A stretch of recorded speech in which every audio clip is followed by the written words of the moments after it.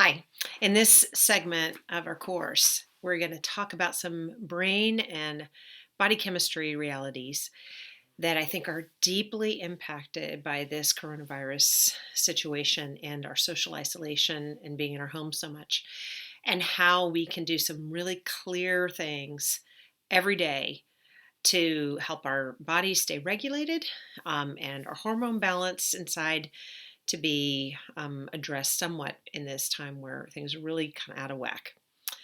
So, what is happening in our day to day life at any time, not counting coronavirus time, is that we have a mix of stress hormone. We have cortisol and adrenaline that come into our bodies, and we have happy hormones that come into our bodies, oxytocin and dopamine. Um, and we find some kind of equilibrium and balance when we're really doing well. And those hormones kind of balance each other out, and we feel a sense of well being and we feel okay in our bodies. Now, in even regular life, this can get very out of whack, as I'm sure you can know. We get jarred by every time we pick up our phone, we can have a jolt of that stress hormone that just comes in and zings us. And a lot of us don't have a lot of good boundaries with that kind of thing. And so, in addition to work and relationship stressors and everything else, we are getting jolted a lot and things can be out of whack. Now, that's all going on, but at the same time, we also have really good things going on that bring on the happy hormones. We do recreational things. We're doing our hobbies. We're going to our favorite restaurant. We're having lunch with a good friend. We're taking a walk with somebody, or we're going mountain biking with our buddies. I mean, we're doing things that help us have the social connection, the bonding hormones, and give us a lift, give us a dopamine lift. Now, what's happening right now in this time of national emergency is that we've got stress hormone going up, up, up, up. We have more and more things jolting us, and the opportunity for social connection and the happy hormone is going down, down, down, down, down. Okay, so things are getting even more out of whack than they normally are. And this is going to mean we're snippy, we're stressed out, we're gonna struggle in our interpersonal relationships that might already be strained because of the ways we're having to live without much diversion right now. And so I want you guys to be equipped and to understand this and to help yourselves. Now, many people are talking about rhythm and boundaries around the newsreel, and certainly I'm not going to add a ton to that, but I just want to say we have got a very real global central nervous system reality that's represented through our phones, which connect us to everyone else's phone that has internet access and a phone in the world. And so we have got a global central nervous system, basically.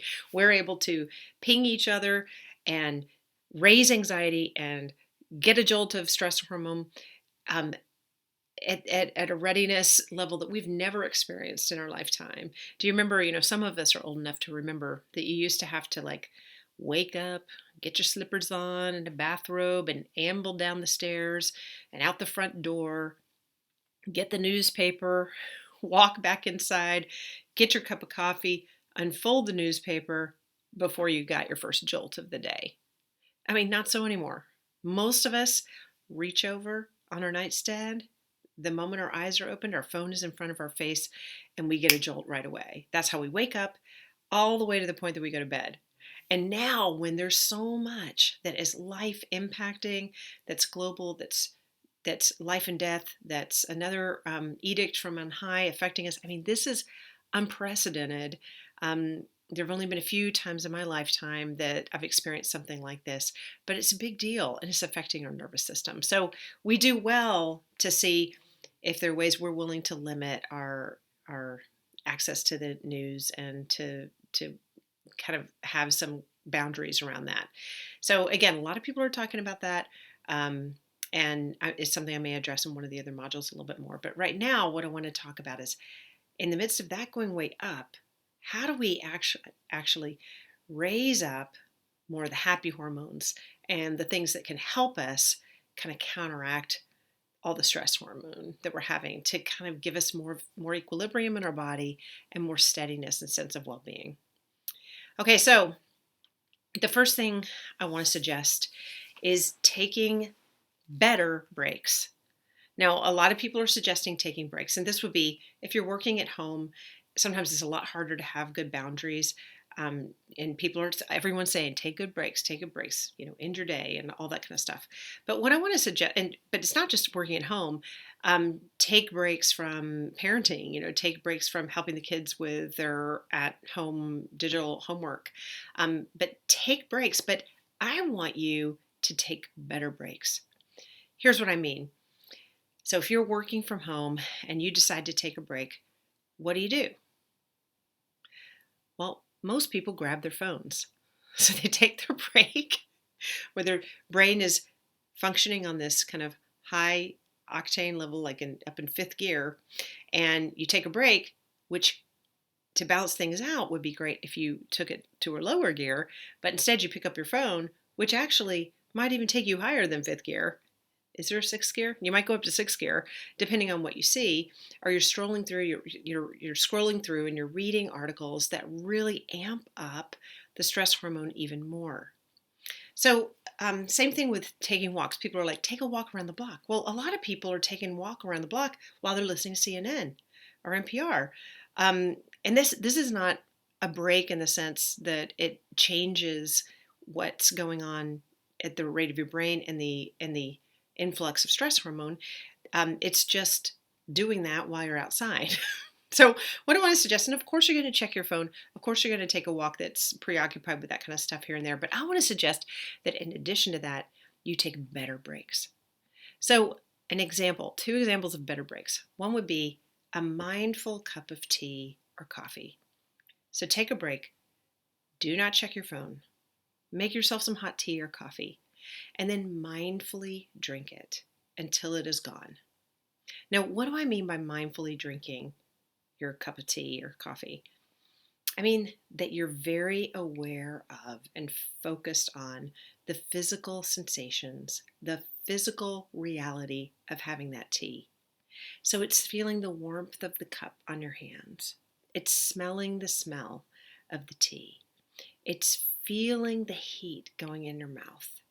It's feeling the liquid hit your esophagus and go into your body. It's mindfully noticing it. And when your mind goes off and you start getting anxious about something, as soon as you're aware, you quickly diffuse and you come back to mindfully drinking the tea until the tea is gone. Now, this is a fairly simplistic thing, but what it does is it gives your brain an actual break from that high revved up fifth gear stress-induced state where, again, there's nothing really wrong with that stress-induced hormone coming into your body. We need the stress hormone to give us kind of the juice for things, to make us ready for challenges. We need, that stuff that makes us anxious to be able to do a better job at some things and to save our lives and all that stuff. The problem is when it's just sustained and it doesn't ever change. And so that's what we're trying to work on in this module. So take a better break. And the other idea I have is, sure, take a walk around the block, but take a mindful walk around the block. What that means is you leave your phone in the house. And in your walking, you notice the buds on the tree.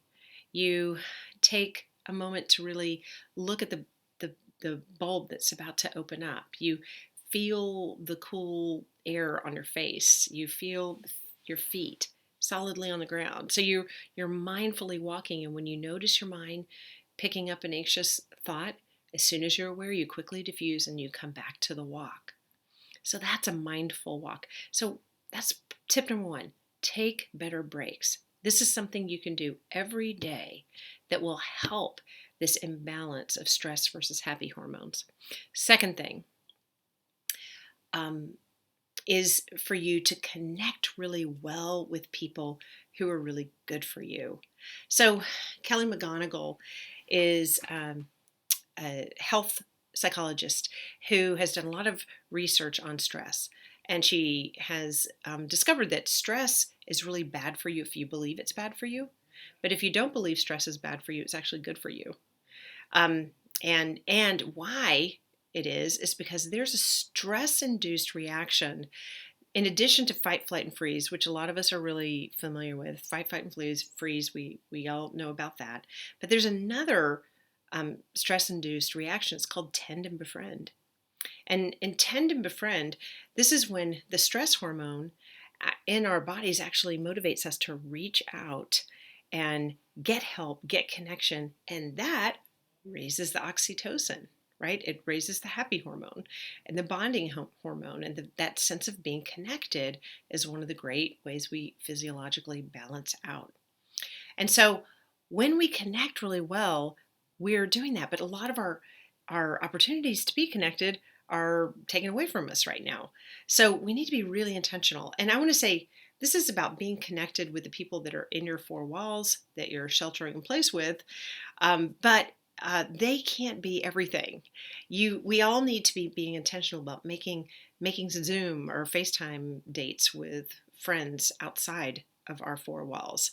We need to, if we can, like take socially distanced walks with friends, if that is still going to be allowed. We need to be able to really share meals with friends, maybe where we set up a screen and they're having a meal on their end and we're having a meal on our end. Just spend the evening together. So we need to have social connections that really help us. Now, another way that we get, and so this is something I want you to have in your daily routine too. So all those connections, and whether it's a phone call or it's Marco Polo or it's texting, but stay connected with people outside of your four walls. Now, another thing that really helps the oxytocin levels is cuddling. Now, certainly, sex can be a part of that. Sex is helpful towards those happy hormones, but I really just want to talk about the cuddling piece. Now, cuddling releases oxytocin. So that's the benefit of pets. So if you have a cat that wants to get in your lap, let the cat get in your lap, pet the cat. Maybe you've had a rule that the dog is not allowed on the couch. Maybe it's time to break that rule. Let the dog on the couch, cuddle with the dog.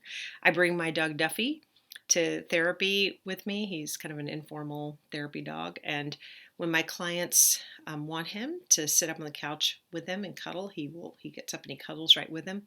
And they start petting him. And sometimes, and my clients have actually told me this, it would be fine if I left, if they could just have the time cuddling with a dog. That is doing so much good for them. And I want us to be intentional about doing this. So cuddling, and not only with the animals, but with each other. Maybe you and your housemate could decide, let's hug each other every morning and hug each other every night before we go to bed. Or let's lean on each other while we watch TV. You could do both those things with your spouse too. Or have huddle time where you and the kids just like kind of jam up on the couch together and watch a movie so that you're cuddling, you're feeling that.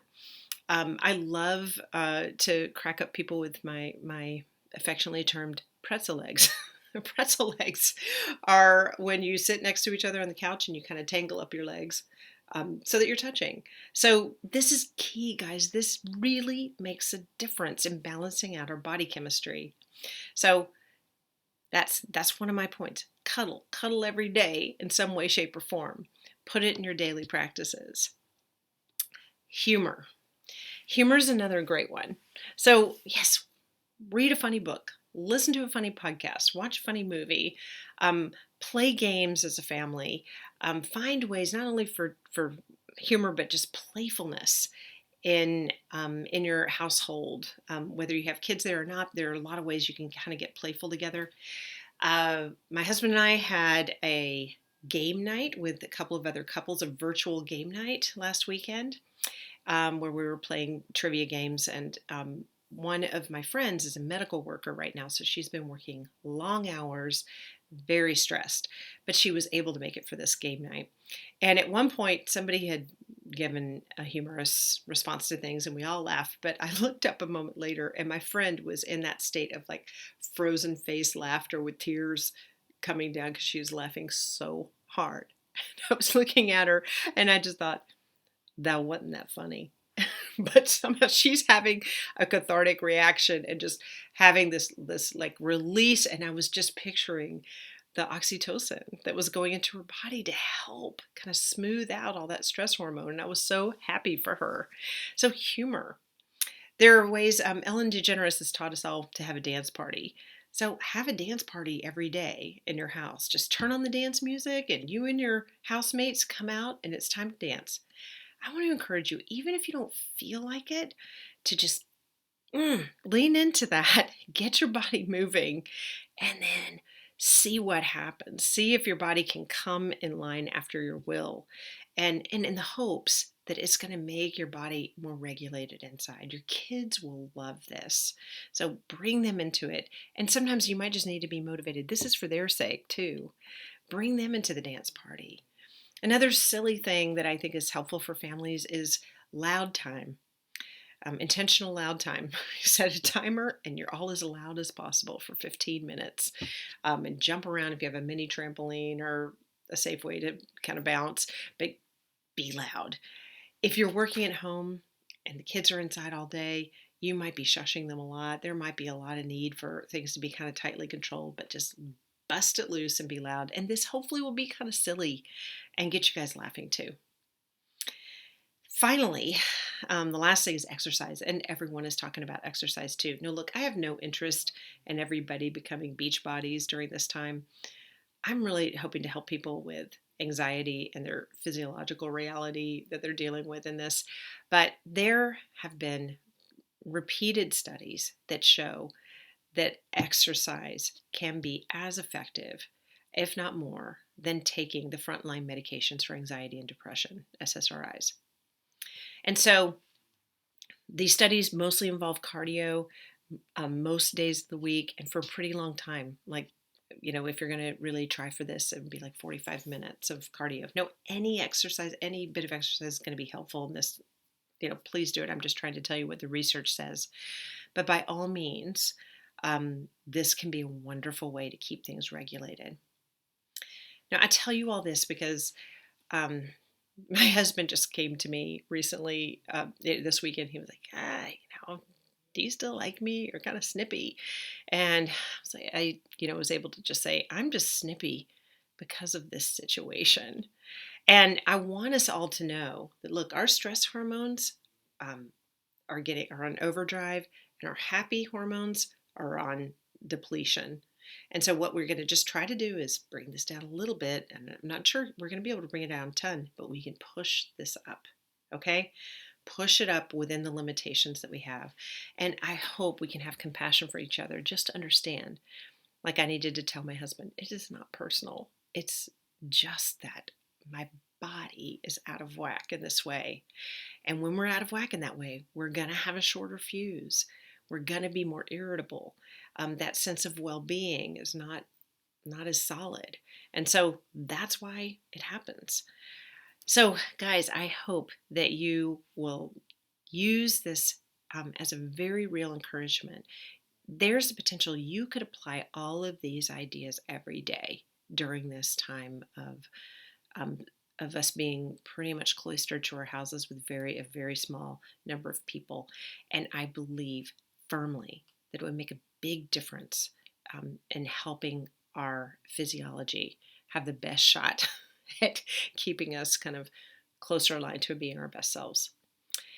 So hang in there. I hope that applying these things, you do find yourself more connected, more cuddled up, laughing a little bit more, and then just benefiting from having our bodies more regulated. Hang in there.